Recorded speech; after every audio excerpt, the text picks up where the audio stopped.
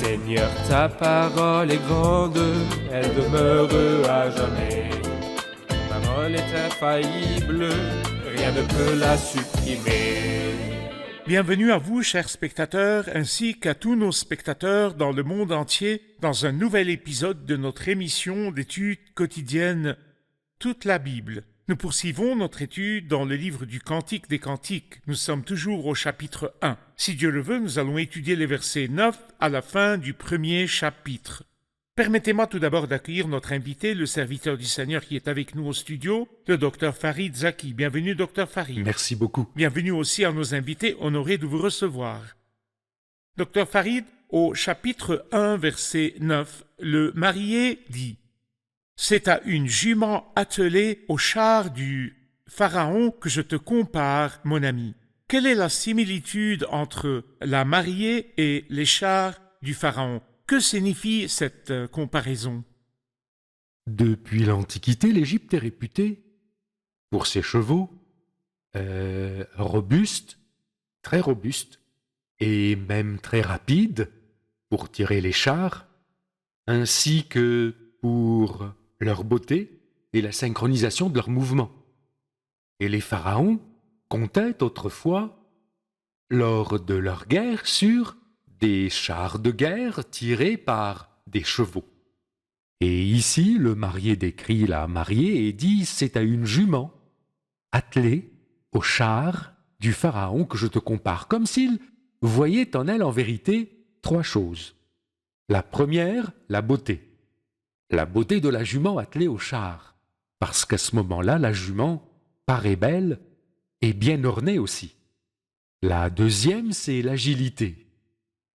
Et la troisième, la rapidité de sa course vers le but souhaité. Et ce qui est très beau aussi, c'est que les juments attelés au char, c'est cette synchronisation de leurs pattes. Il y a une harmonie dans leurs mouvements. Leurs pattes se meuvent ensemble. On peut donc parler de leur beauté, on peut parler de leur agilité et de leur vitesse, et l'on peut parler de leur harmonie. Appliquons cela aux croyants. Qu'est-ce que Dieu aime voir dans le croyant? Il aime voir d'abord la beauté du comportement. La beauté qui fait que quand les gens le regardent, le trouvent différent des autres personnes. D'autant plus que ce croyant est dans un combat, parce que c'est une jument attelée au char du Pharaon, dans un combat. De même, le Pharaon paradait sur son char, au milieu de son peuple, pour exhiber sa gloire et sa splendeur. Donc, la beauté des croyants se voit au milieu de ses frères comme au milieu des non-croyants. Un deuxième aspect. Je vois chez la jument aussi son agilité. Le Seigneur aime voir le croyant servir avec énergie, pas lourd, agile. Quand le Seigneur lui confie une mission, il l'accomplit.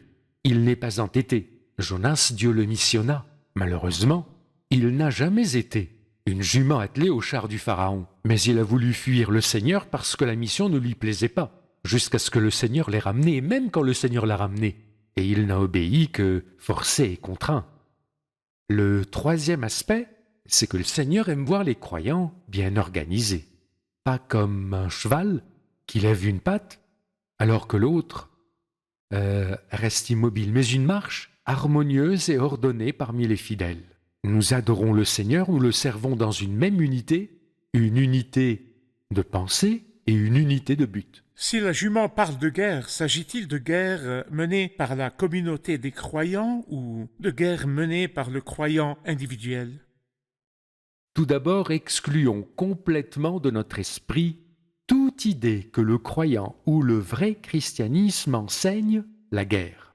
N'y a-t-il Jamais. pas de guerre dans le christianisme? En aucun cas. Et il n'y a pas longtemps, quelqu'un, c'est-à-dire un ami qui est venu à la foi chrétienne récemment, m'a dit avoir lu l'histoire des guerres des croisés et de leurs invasions. Je lui ai répondu qu'en fait, c'était ce qu'il y avait de plus éloigné de l'essence du christianisme. Malheureusement, certains ont prétendu être chrétiens et se sont accrochés au christianisme pour en tirer profit politiquement et militairement à travers des conquêtes et des prises de territoire, et tout ce qu'ils ont fait est une erreur. Et ils ont brandi comme étendard la croix. Et cela est contraire au christianisme, et nulle part dans les Écritures, il n'est dit que les croyants ont des combats littéraux. Mais quel genre de combat mènent-ils? Spirituels. Contre qui? Contre les esprits du mal. Et la Bible nous dit, les armes avec lesquelles nous combattons ne sont pas humaines. C'est clair, elles ne sont pas humaines. Cependant, elles sont puissantes grâce à Dieu pour renverser des forteresses. Nous renversons les raisonnements et tout obstacle qui s'élève avec orgueil contre la connaissance de Dieu. Et nous faisons toute pensée prisonnière pour qu'elle obéisse à Christ. C'est une guerre contre les concepts que le diable a semés parmi les hommes. Aussi, Paul, dans Éphésiens 6, parle du combat spirituel. Il dit, en effet, ce n'est pas contre l'homme.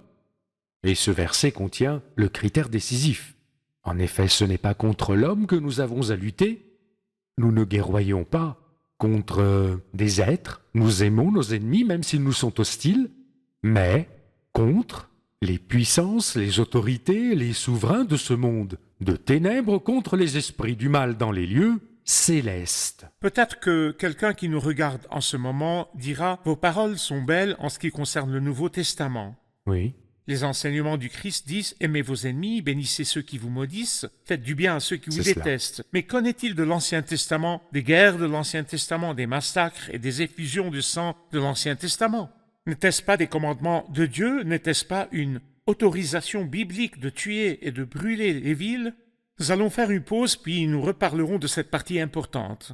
Chers spectateurs, je vous retrouve après la pause pour répondre à une question importante. Qu'en est-il des guerres de l'Ancien Testament? Y a-t-il eu des guerres entre le peuple de Dieu et les peuples de l'Ancien Testament sur l'ordre de Dieu, ou étaient-ce des accusations contre la Bible? Nous apprendrons plus sur les guerres de l'Ancien Testament après la pause.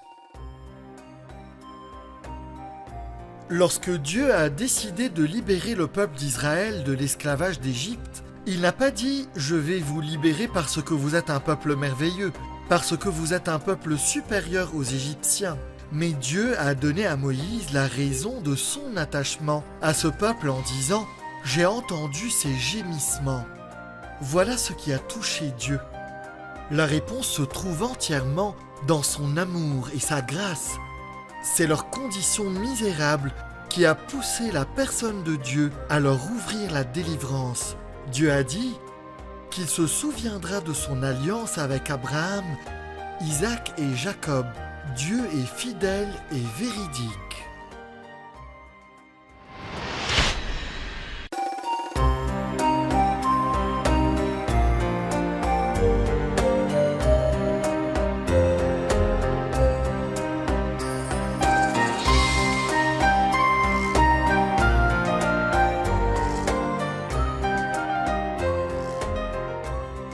Nous revoici, chers spectateurs, pour parler de cette question importante. Qu'en est-il des guerres de l'Ancien Testament? Docteur Farid, nous savons que dans le Nouveau Testament, ce n'est pas contre l'homme que nous avons à lutter, mais dans l'Ancien Testament, il y avait des guerres entre le peuple de Dieu et d'autres peuples. Comment expliquez-vous cela? Plusieurs choses. La toute première, il y a eu un ordre précis pour Israël sous la direction de Josué et à un moment précis pour faire la guerre à des peuples spécifiquement nommés, mentionnés dans le Deutéronome, puis dans Josué, et on a 7 peuples. Et la raison est que ces peuples-ci, Dieu avait été patient envers eux pendant plus de 400 ans, car elles étaient plongées dans une telle idolâtrie et dans toutes sortes de pratiques basses, impures, et qu'en plus, ils faisaient passer leurs enfants par le feu comme sacrifice pour plaire aux Vous dieux. dites qu'il avait fait preuve de patience à leur égard pendant 400 ans. Il attendait leur repentance pendant 400 ans. Et les repentis, il les a accueillis. Par exemple, Rahab, la prostituée, vivait à Jéricho. C'était une Cananéenne. Outre cela, en lisant dans le Deutéronome, nous constatons que Dieu lui a dit de ne pas attaquer les Égyptiens, car tu as vécu chez eux. Et les Moabites, ne les attaque pas. Les Ammonites, ne leur faites pas la guerre, même si ces deux leur étaient aussi hostiles. Pourquoi? Il lui dit, tu n'es pas chargé de tuer, ni tu n'es chargé de propager le judaïsme par l'épée.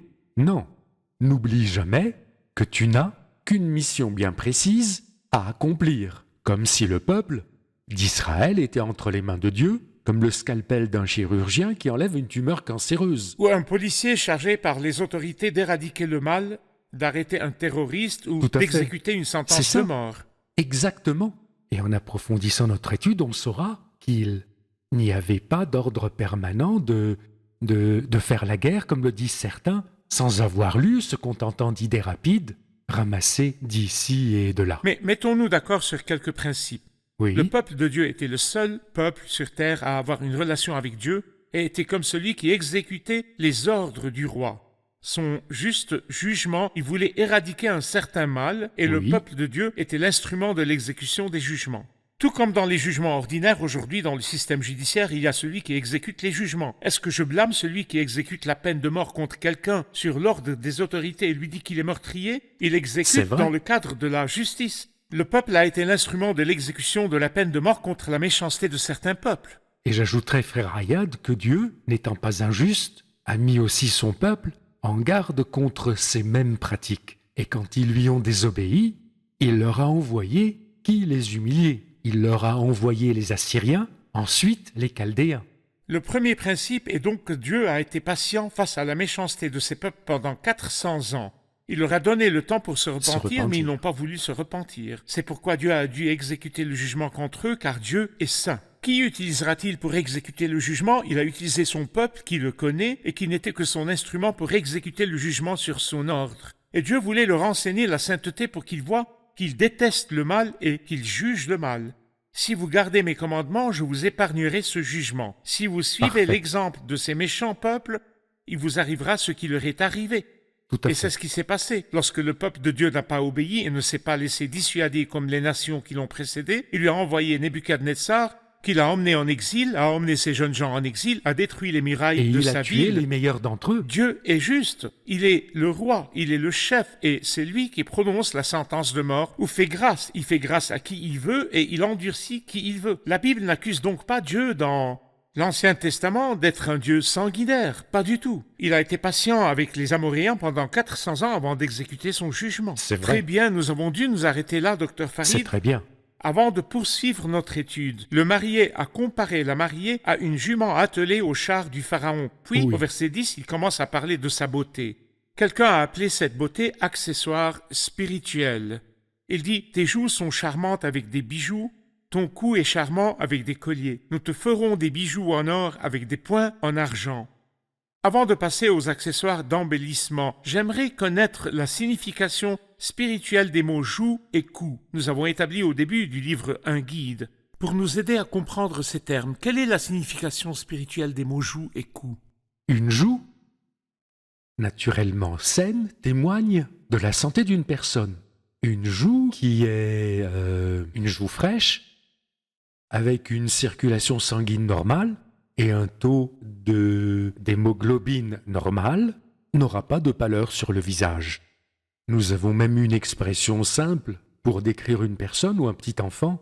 Au teint frais, on dit les joues roses, tout comme les pétales d'une rose rouge. C'est donc une façon de lui dire que tu es en bonne santé. Le cou exprime la volonté. Cependant, sous deux angles.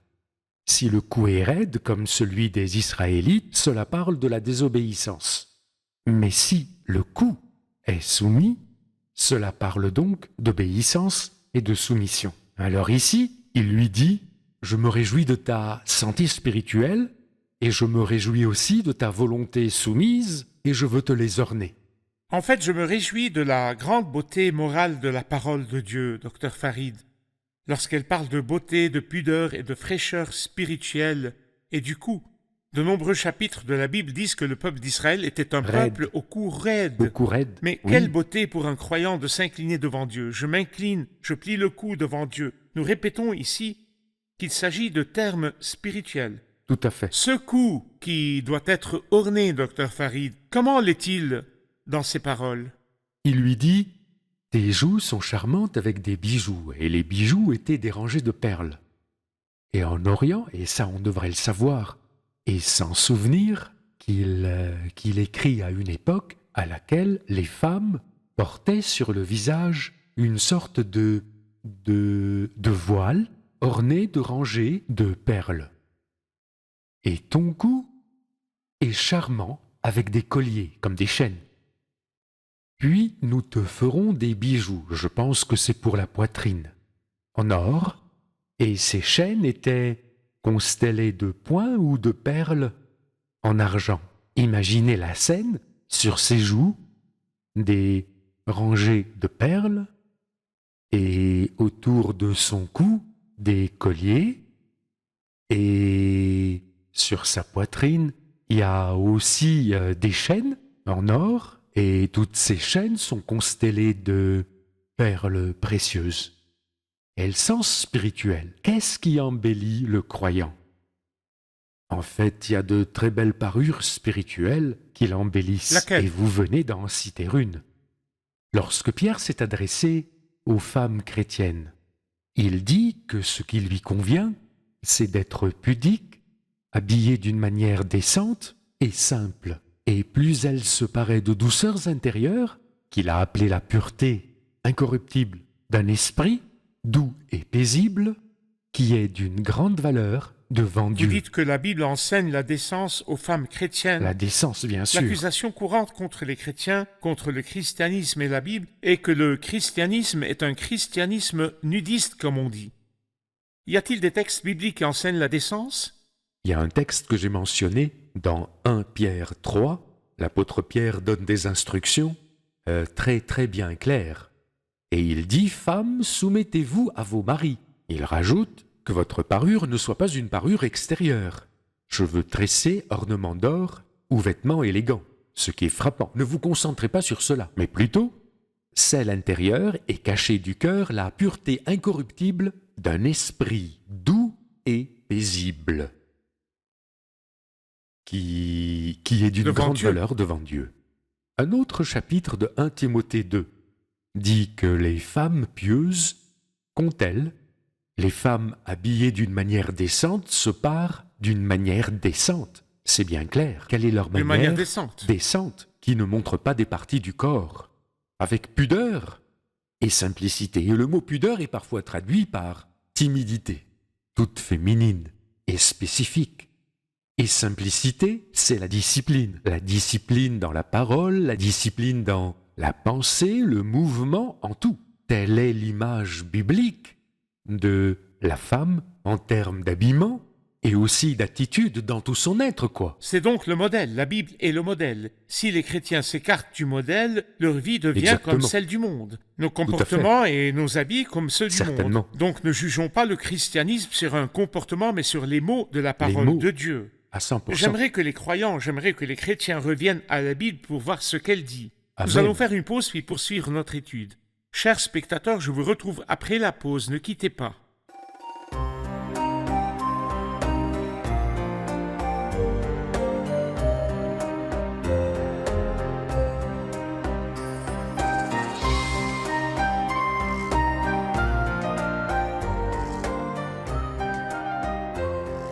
Docteur Farid, verset 12. Tandis que le roi et dans son entourage, mon art diffuse son parfum. Ce sont bien sûr les paroles de la mariée. Que dit la mariée de la présence du roi? En fait, là, elle parle en 3 métaphores successives. La première que vous venez de lire est celle d'un roi assis à sa table. Et normalement, les tables des rois étaient d'immenses tables rondes pour les repas, et pouvoir recevoir à leur table de nombreux invités pour manger et partager avec lui. Son entourage, c'est-à-dire sa table, Sa table. tandis que le roi est à sa table. Oui, je pourrais dire tant que le roi est assis à sa table ronde et les autres avec lui, mon art, mon parfum que j'ai apporté moi-même avec moi, à cet entourage diffuse son parfum. Elle a versé le nard et a diffusé son parfum, la bonne odeur, dans cet entourage. C'est l'image, une image du palais du roi. Il y a probablement une image de ce genre dans le Nouveau Testament, docteur Farid. Oui. Laquelle? L'image du Nouveau Testament est celle du Christ à qui l'on offre un repas à Béthanie. L'évangile de Jean dit qu'on offrit au Christ un repas à Béthanie, Jean 12. après que le Christ ait ressuscité Lazare. Et aussi, à ce repas, une table est mise. Elle est dressée, probablement un peu basse, car on s'asseyait sur des coussins à même le sol. Et il y avait beaucoup d'invités. Alors Marthe, la sœur de Lazare, prépare le repas et le sert. Et Lazare était parmi ceux qui se trouvaient à table. Marie est venue avec un vase de parfum qu'elle brisa et versa le parfum sur la tête du Christ et sur ses pieds. Et à oint ses pieds de parfum, et la Bible dit, la maison fut remplie de l'odeur du parfum.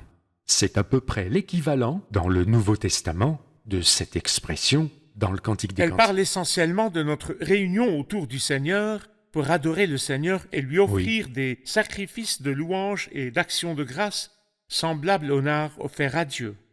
Une bonne odeur. Parfait. Le public doit avoir une question. Prenons une question du public. Allez-y. Il est dit au verset 13 et 14, « Mon bien-aimé est pour moi un bouquet de myrrhe, il passera la nuit entre mes seins. Mon bien-aimé est pour moi une grappe de henné des vignes d'Engedi. » Qu'est-ce que ça veut dire?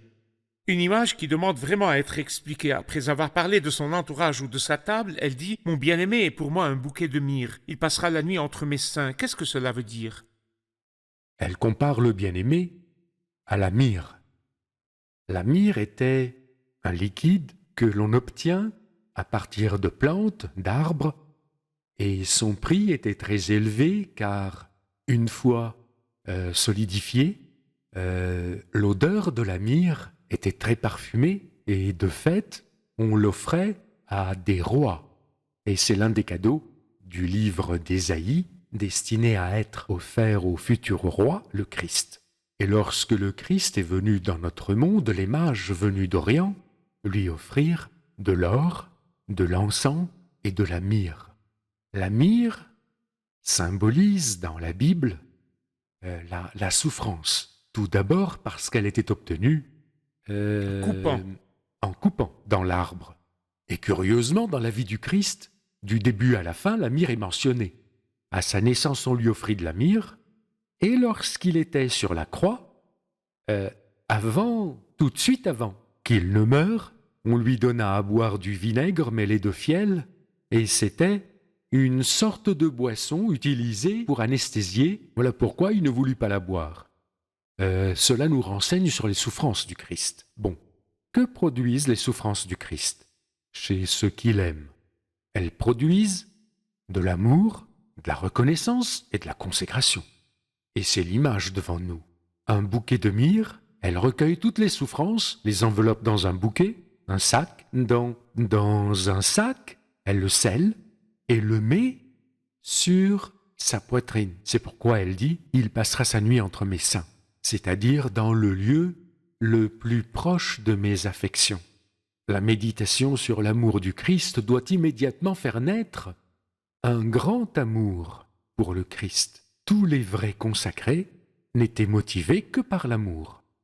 En effet, dans une traduction, « Mon bien-aimé est pour moi un bouquet de myrrhe, il passera la nuit entre mes seins » signifie que le bien-aimé qui souffre passe la nuit sur la poitrine de la mariée qui le contemple toute la nuit. Parfait. Les mots suivants au verset 14, « Mon bien-aimé est pour moi une grappe de henné des vignes d'Engedi ». Elle l'appelle toujours « mon bien-aimé ». Mais ici, il dit Mon une bien-aimé. grappe de henné des vignes d'Engedi.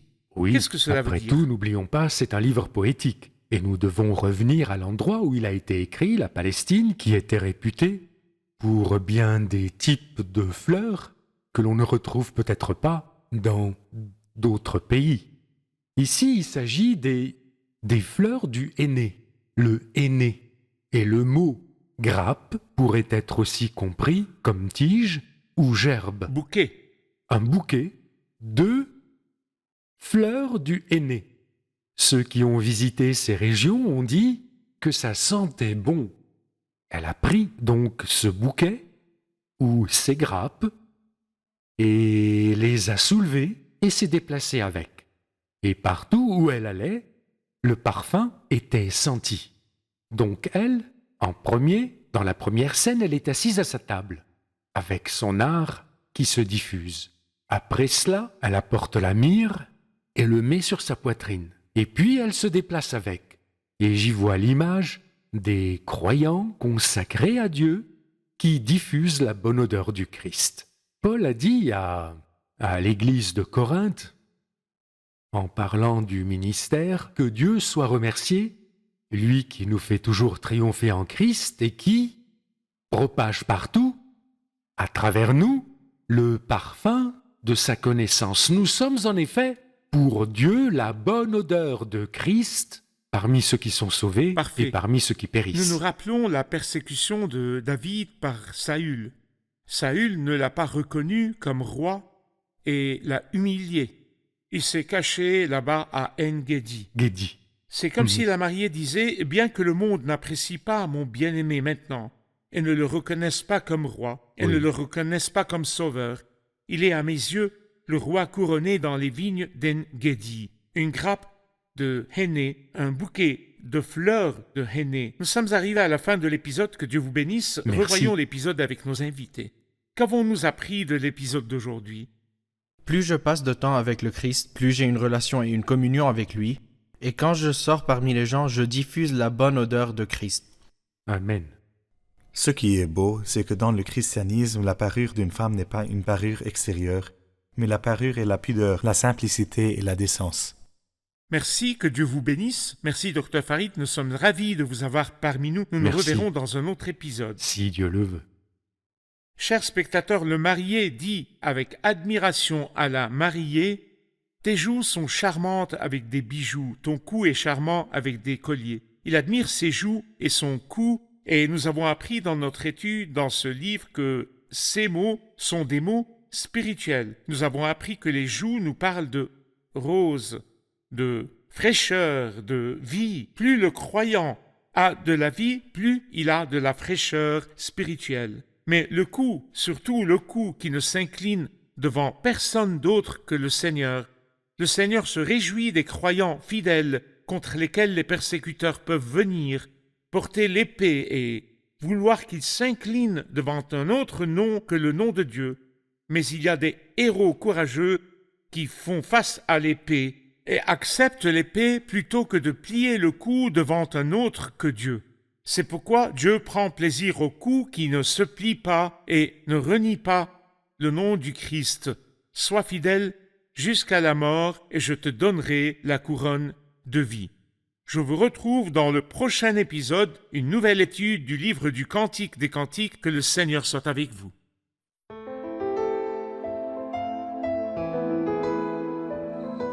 Seigneur, ta parole est grande, elle demeure à jamais. Ta parole est infaillible, rien ne peut la supprimer.